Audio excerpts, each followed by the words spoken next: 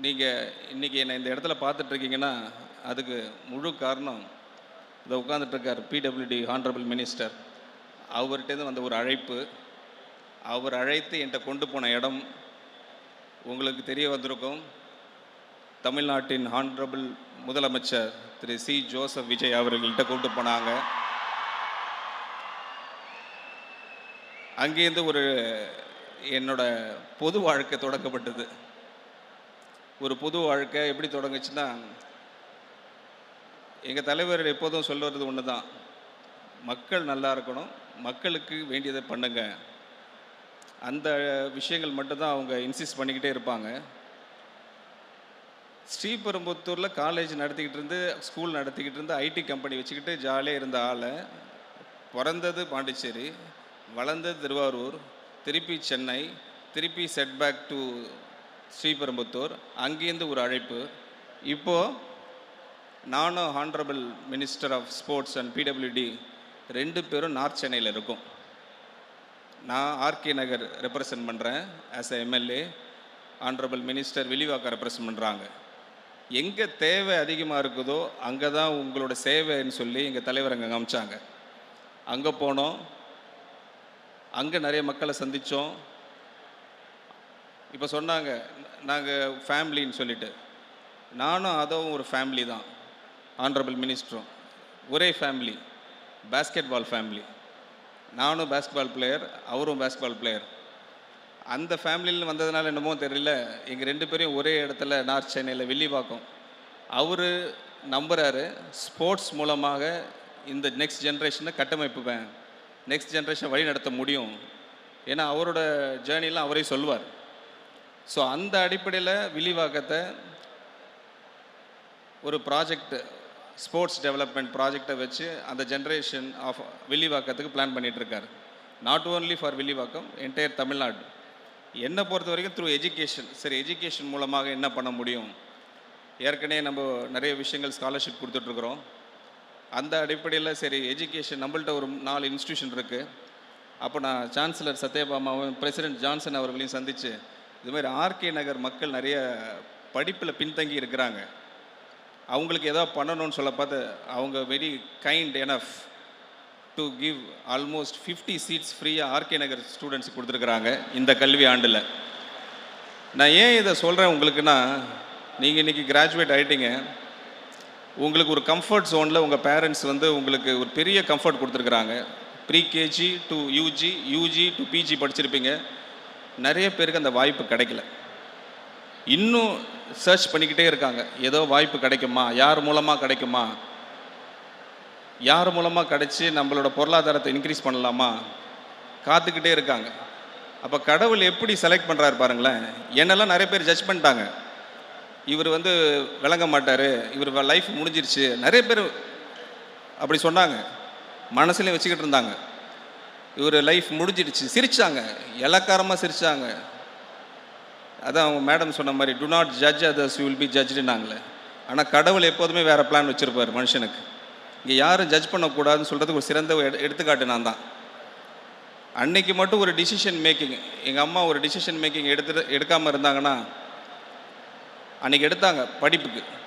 நான் திருவாரூர்லேருந்து நான் ஸ்டான்லி மெடிக்கல் காலேஜில் போய் படிக்கணும். ஏன்னா அந்த காலத்தில் படிப்பு உமன்ஸ் கிடையாது. ஒரு கட்டத்துக்கு அப்புறம் படிக்க விட மாட்டாங்க, கல்யாணம் பண்ணி வச்சுருவாங்க. இப்போ இருக்கிற மாதிரிலாம் இல்லை.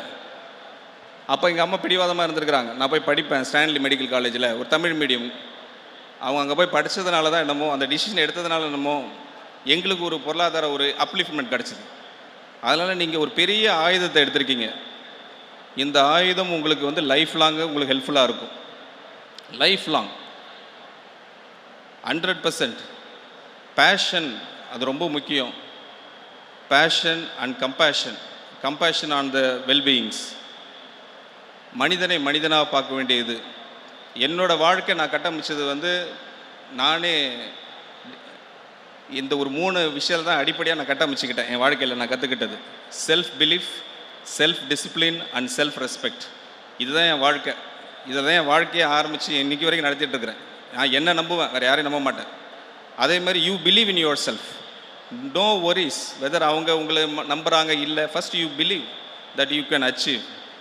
That you can reach great heights. இன்றைக்கி அண்டர் கிராஜுவேஷன் முடிச்சது மட்டும் இல்லை, நீங்கள் பிஜியும் படிக்கணும், பிஹெச்டியும் படிக்கணும். ஏன்னா நான் அண்டர் கிராஜுவேஷன் வாங்க பார்த்து எங்கள் அம்மா கிராஜுவேஷன் கூப்பிடலை, பிஜி நான் படிக்க பார்த்து கூப்பிடல. ஆனால் பிஹெச்டி படிக்க பார்த்து மட்டும்தான் சரி அந்த வெள்ளை கவுன் மேலே எனக்கு ஒரு ஆசை, சரி இந்த வெள்ளை கவுன் போட்டு பிஹெச்டி ஆகணும் அப்படின்னு சொல்லிட்டு தான் எங்கள் அம்மாவை பிஹெச்டிக்கு தான் நான் கூப்பிட்டேன். ஜவஹர்லால் நேரு டெக்னிக்கல் யூனிவர்சிட்டி குக்கட்படியில் முடித்தேன். அங்கே கூப்பிட்டு போய் எங்கள் அம்மா கையால் இந்த பிஹெச்டி வாங்குறதுக்கு ஒரு சந்தோஷப்பட்டேன். ஏன்னா மேக்ஸிமம் இதை நம்ம எய்ம் பண்ணணும். லோ எய்ம் இஸ் அ க்ரைம்னு சொல்லுவாங்க. ஹியூஜாக நம்ம எப்போதுமே நம்ம எண்ணங்கள் உயர்த்தி இருக்கணும். இப்போ நீங்கள் பார்த்துட்ருக்கிறீங்க, entry is not important, exit is important சொல்லி இந்த ஒரு மோட்டோவாக வச்சு வழி நடத்திட்டு இருந்தார் honourable late chancellor Sathyabama Thiru JPR அவர்கள். என் வாழ்க்கை எப்படி self belief, self discipline, self ரெஸ்பெக்டோ, அதே மாதிரி honourable chief minister of Tamil Nadu Thiru Joseph Vijay அவர்கள் நெக்ஸ்ட் ஜென்ரேஷனுக்கு உள்ள ஒரு டேக் போட்டார். என்ன டேக், என்ன மோட்டோ? பிறப்பால் அனைவரும் சமம், by birth we are all ஈக்குவல்னு சொன்னாங்க. அதோட சேஞ்ச், அதோட டிரான்ஸ்ஃபர்மேஷன் தான் பார்த்தீங்கன்னா ஒரு பிக் மேண்டேட் இந்த 2026 எலெக்ஷனில். அதோடு நிற்கல. இப்போ அடுத்த மேண்டேட், அடுத்த ஜென்ரேஷனுக்கு என்ன கீ கொடுக்கணும், எதை டேக்காக வைக்கணும்னு அவருக்கு நல்லா தெரிஞ்சிருக்கு. விஷனரி, எங்கெல்லாம் விஷனரிஸ். அடுத்த ஜென்ரேஷன், இந்த ஜென்ரேஷன் கிடையாது, அடுத்த ஜென்ரேஷன். அது என்ன வச்சுருக்காரு? கரப்ஷன் ஃப்ரீ கவர்மெண்ட், கரப்ஷன் இல்லாத ஒரு state of Tamil Nadu. Women safety prioritise. இந்த ரெண்டு அடிப்படை தான். மற்றவங்களாம் நிறைய பேர் வேறு ஏதோ பேசிக்கிட்டு இருப்பாங்க, இந்த கொள்கை அந்த கொள்கைகள், அதெல்லாம் செட் ஆகாது. இந்த ரெண்டு தான் அடிப்படை.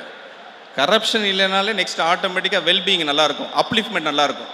நம்ம எங்கேயும் போய் ஒரு ஆண்டர்ப்ரனர் ஆவரி போகிறீங்க, நீங்கள் ஒரு ஸ்டார்ட் அப் கம்பெனி ஆரம்பிக்கணும், நீங்கள் எந்த லஞ்சம் கொடுக்க வேண்டாம். ஆன்லைன் ரெஜிஸ்ட்ரேஷன் பண்ணிவிட்டு ஒரு ஸ்டார்ட் அப் கம்பெனி, ஒரு லேண்டு, ஒரு ப்ராஜெக்ட் எடுக்கணும்னா ஆட்டோமேட்டிக்காக ஃப்ரீயாக இருக்கலாம். அதுதான் இந்த government of Tamil Nadu under the leadership of the honourable chief minister உங்களுக்கு அடுத்த ஜென்ரேஷன் கொண்டு போகிறாங்க.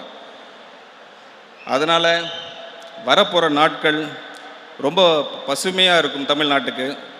நான் நிதி அமைச்சராக என்னை அப்பாயின்ட் பண்ணுவார்னு நான் நினச்சி கூட பார்க்கல. என்னை அப்பாயின்ட் பண்ணாங்க, ஒரு வெள்ளை அறிக்கை விட்டோம். அந்த வெள்ளை அறிக்கையில் உங்கள் எல்லாருக்கும் தெரியும், இங்கே இருக்கிற ஸ்டூடெண்ட்ஸ்க்கு எல்லாருக்கும் தெரியும், ஒவ்வொரு மேலேயும் தலா 1,28,000 ரூபா கடன் இருக்குது. இங்கே இருக்கிறவங்க எல்லாரும், including me, including the minister. So இதை ஓவர் கம் பண்ணுன்னா ஸ்டேட்டோட ஜிடிபி நம்ம இன்க்ரீஸ் பண்ணுன்னா உங்களால் மட்டும்தான் முடியும், இந்த ஜென்ரேஷனால் மட்டும்தான் முடியும். You come out with lot of ideas. The government of Tamil Nadu is welcoming you all to contribute for the state of Tamil Nadu. அடுத்தபடியாக நான் எம்ஜிஆர் அவர்களோட பாட்டை ஒன்று சொல்லணும்னு நினைக்கிறேன். ஏன்னா லீடர்ஷிப் குவாலிட்டிஸில் ஒரு பாட்டு ரொம்ப நாள் முன்னாடி எழுதி வச்சிட்டார். கருணை இருந்தால் வள்ளலாகலாம், கடமை இருந்தால் வீரனாகலாம், பொறுமை இருந்தால் மனிதனாகலாம், மூன்றும் இருந்தால் தலைவனாகலாம், மூன்றும் இருந்தால் என் தலைவனாகலாம். லீடர்ஷிப் குவாலிட்டிஸ் எல்லாருக்குமே இருக்குது, உங்கள் எல்லாருக்குமே இருக்குது. எல்லாம் ப்ராஸ்பர் பண்ணுவீங்க, எல்லாம் சக்ஸஸ்ஃபுல்லாக இருப்பீங்க. அப்பா அம்மாவை ரொம்ப கேர்ஃபுல்லாக பார்த்துங்க, ஹானஸ்ட்டாக இருங்க. Honest very very important. என் லைஃப்பில் நான் மிஸ் பண்ணது ஒன்று தான், அந்த ஹானஸ்டி. அட்லீஸ்ட் ட்ரை பண்ணிகிட்ருக்கிறேன் இப்போ நான் இம்ப்ளிமெண்டேஷன் பண்ணுறதுக்கு. இன்றைக்கி எஜுகேஷன் மூலமாக எல்லாமே ஈக்குவல்னு சொல்லிகிட்ருக்குறோம். பிறப்பால் எப்படி அனைவரும் சமமோ அதே மாதிரி எஜுகேஷன் பிரிங்ஸ் யூ ஈக்குவாலிட்டி. இங்கே இருக்கிற கேர்ள்ஸ் இன்ஜினியர், பாய்ஸ் இன்ஜினியர், ரெண்டு பேரும் ஈக்குவலாக இல்லையா? ஈக்குவல் தானே.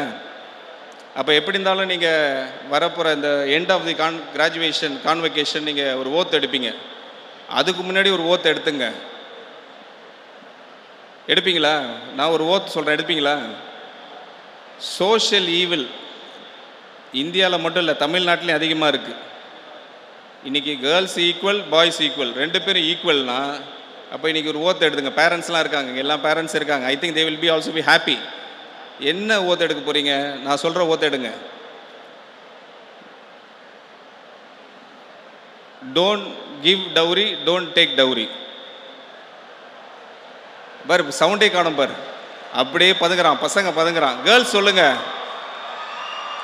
ஈக்குவல் தானே? ஈக்குவல்னா எதுக்கு டவுரி கொடுக்கணும்? கேர்ள்ஸ் சொல்லுங்க, கொடுப்பீங்களா? பதிலே காணும். ஸோ இந்த விஷயத்தை நீங்கள் உள்வாங்கிங்க, ரொம்ப முக்கியம். படிக்கிறது மட்டும் இல்லை, இம்ப்ளிமெண்டேஷன் ஸ்டேஜுக்கு போகணும். இம்ப்ளிமெண்டேஷன் ஸ்டேஜுக்கு நீங்கள் போகணும். ஹியூமன் வேல்யூ எஜுகேஷன் கற்றுக்கணும். பெரிய சோஷியல் ஈவலாக இருக்குது இந்த தமிழ்நாட்டில் இப்போ நான் பார்க்குறது. டவுரியால் நிறைய டெத்து, குடும்ப பிரச்சனைகள் எல்லாமே இருக்குது. அதனால் இந்த யூனிவர்சிட்டி ஹியூமன் வேல்யூ எஜுகேஷன் கண்டிப்பாக கொண்டு வரணும். கொண்டு வந்தால் வரப்போகிற நாட்களில் சிறந்த தமிழ்நாடு உங்களால் மட்டும்தான் ஆக்க முடியும். எங்கள் தலைவர் சொல்கிற மாதிரி தான், செயல் வடிவில் கொண்டு வரணும்னா ஒவ்வொரு ஆளுக்கும் ரெஸ்பான்சிபிலிட்டி இருக்குது. இங்கே நடக்கிற உமன் ஹசார்டஸ் பாஸ்கோ பிரச்சனைகள், உமன்ஸ் ஹராஸ்மெண்ட், இந்த பிரச்சனைகள்லாம் சுய ஒழுக்கம், அது ரொம்ப முக்கியம். எனக்கு ஸ்போர்ட்ஸில் ரொம்ப பிடிச்ச ஸ்போர்ட்ஸ் பிளேயர் வந்து முகமது அலி. இங்கே நிறைய பேருக்கு தெரிஞ்சிருக்குன்னு நினைக்கிறேன். நான் பேஸ்கெட் பால் பிளேயர் தான், பட் இருந்தாலும் எனக்கு ரொம்ப பிடிச்சது முகமது அலி. அவர் வந்து ஒரு கருப்பு இனத்தை சேர்ந்தவர். அவருக்கு வந்து வாய்ப்பு மறுக்கப்பட்டது. அவங்க அம்மா கூட ஒரு ரெஸ்டாரண்ட்டுக்கு பார்த்து டேபிளில் அவருக்கு சாப்பாடு சர்வ் பண்ணல, வெளியே போன்ட்டாங்க. அப்போ குழந்தையாக இருந்த முகமது அலி கேட்டிருக்காரு, எதுக்கு நம்மளுக்கு பணம் இருக்குது, ஃபுட்டு அங்கே இருக்குது, ஏன் நம்மளுக்கு சர்வ் பண்ணல அப்படின்னு சொல்ல பார்த்து, இல்லை நம்ம வந்து கருப்பு இனத்தை சார்ந்தவர்கள் சொன்னோன்னே வெளியே அனுப்பிச்சிட்டாங்கன்றாங்க. அப்போது அந்த சின்ன குழந்தை முகமது அலிக்கு ஒரு மனசில் ஒரு எண்ணம், நம்ம இதை மாற்றணும். அப்போ அவருக்கு வந்து கல்வி உதவலை, அந்த 2 க்ளவுஸ் உதவுச்சு. அந்த க்ளவுஸ் பாக்ஸிங் க்ளவுஸ், அந்த க்ளவுஸை போட்டுக்கிட்டு அவர் எப்படி டிரான்ஸ்ஃபார்ம் பண்ணார்னா ஹிஸ்ட்ரி. நீங்கள் அவரோட பயோகிராஃபி படிச்சிருப்பீங்க. நான் எல்லா மேடைகளையும் சொல்கிறது அதுதான். இப்போ இருக்கிற ஸ்டூடெண்ட்ஸு எவ்வளோ தூரம் பயோகிராஃபி, ஆட்டோபயோகிராஃபி புக்கு படிக்கிறீங்களோ அவ்வளோ நல்லது. Instead of swiping the mobile, flip the pages of the book. அது ரொம்ப முக்கியம். எப்போ பார்த்தா ஸ்வைப் பண்ணிக்கிட்டே இருக்கக்கூடாது. Pages, flip the pages of the book of the biography and autography. அது ரொம்ப யூஸ்ஃபுல்லாக இருக்கும். இந்த மாதிரி மெஸ்ஸி ஸ்டோரி, ரொனால்டோ ஸ்டோரி, இந்த மாதிரி நிறைய விஷயங்கள் நீங்கள் உள்வாங்கிட்டீங்கன்னா, உங்களே நீங்கள் தயார் பண்ணிக்கிட்டிங்கன்னா, நாளைக்கு நம்ம எங்கே இருக்க போகிறோன்னு தெரியாது. அப்போ நம்ம ரெடியாக இருக்கலாம் டு ஃபேஸ் த பேட்டில். அதில் நீங்கள் தயார்படுத்திக்கிட்டு உங்கள் வாழ்க்கையை நெறிப்படுத்துவீங்கன்னு நான் நம்புகிறேன்.